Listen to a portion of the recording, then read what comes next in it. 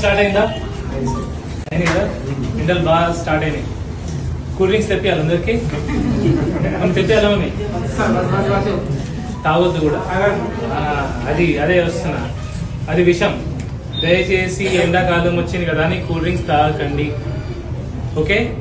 అది మంచిది కాదు, ఆరోగ్యానికి మంచిది కాదు. ఇప్పుడు మన సినిమా హీరోలను చూస్తాం మనం, కూల్ డ్రింక్ యాడ్స్ చేస్తారు, ఓకే? వాళ్ళు కేవలం తాగినట్టు నటిస్తారు అంతే, అది తాగరు. అది తాగినందుకు వాళ్ళకి కోట్లు వస్తాయి, నటించినందుకు వాళ్ళకి కోట్లు వస్తాయి. అది నిజం అనుకుని మనం తాగితే క్యాన్సర్, బీపీ, షుగర్, లావ్ అవ్వడము, ఓకే, గుండెకి, హార్ట్, బ్రెయిన్కి సంబంధించిన అన్ని రోగాలు వస్తాయి. సో దయచేసి కూల్ డ్రింక్స్ తాగకండి, ఒకటి. ఇంకో నిజంగా మనం ఆలోచించాలా, ఈ సినిమా యాక్టర్స్ అందరు నిజంగా హీరోసేనా? వాళ్ళు యాక్టర్స్, నటులు, ఓకే? ఎందుకంటే అది ఆరోగ్యానికి మంచిది కాదని వాళ్ళకి తెలుసు. వాళ్ళు వాళ్ళ పిల్లలు అది తాగరు, కానీ మనం తాగినా ఏం ఫరక్ పడదు. వాళ్ళకి యాడ్స్ ఇస్తారు అంటే సమాజం పట్ల ఎటువంటి రెస్పాన్సిబిలిటీ లేదు. నాకు పైసలు వస్తే చాలు అనుకునే వాళ్ళు హీరోజా? No, they are only actors. మన నిజంగా మన జీవితంలో హీరోస్ ఎవరు?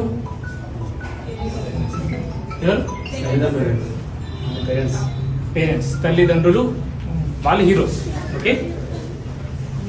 నాకు పేరెంట్స్ అంటే వచ్చాము.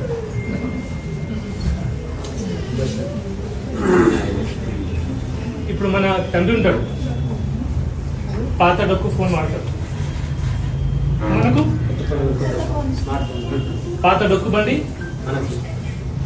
తండ్రికి, మనకు Pulsar, thunder bird, bullet, Duke, KTM అన్ని, ఓకే?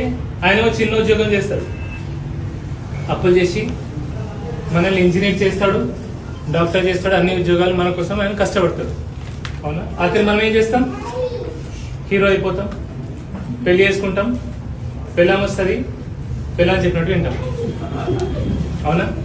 చెప్పేది వినొద్దని చెప్తలేదు నేను, వినాలా. ఎందుకంటే ఆమె కూడా అందరిని వదిలేసి మన కోసం వచ్చింది. కానీ మన తల్లిదండ్రులకు మించిన దైవం లేదు, ఓకే? సో వాళ్ళకి రెస్పెక్ట్ ఇవ్వకుండా, వాల్యూ ఇవ్వకపోతే, మనం కేవలం మనం పెళ్ళాం బిడ్డలే అన్నట్టుంటే ఏమైతే మమ్మీ, వాళ్ళు రేపు మన పిల్లలు కూడా మనం చూసుకోవచ్చు. సో దయచేసి ఎవరైతే చూసుకోవట్లేదో వాళ్ళు, మీకు చెప్పేంత వాడిని కాదు నేను, కానీ దయచేసి మీ పేరెంట్స్ని చూసుకోండి, ఓకే? పిల్లల్ని ప్రేమించండి, తల్లిదండ్రులు కూడా చేయాల్సింది చేయండి, ఓకే? 2, నా గురించి నన్ను క్రిటిసైజ్ చేసి